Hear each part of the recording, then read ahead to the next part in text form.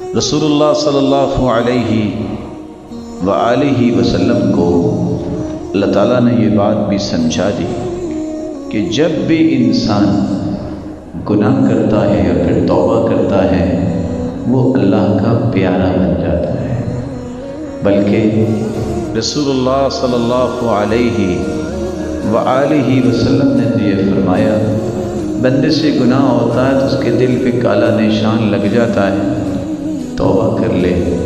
تو دل دوبارہ صاف ہو جاتا ہے، توبہ نہیں کرتا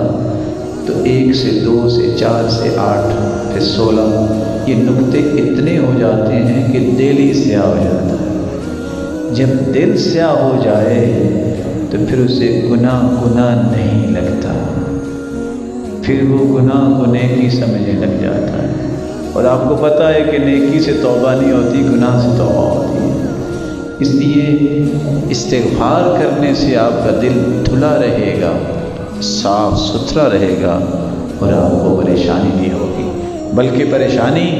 کیسے ختم ہوگی؟ من لزم الاستغفار جعل اللہ له من كل هم فرجا ومن كل ضيق مخرجا ورزقه من حيث لا يحتسب۔ ہر مشکل آسان ہو جائے گی جب تم استغفار کر لو،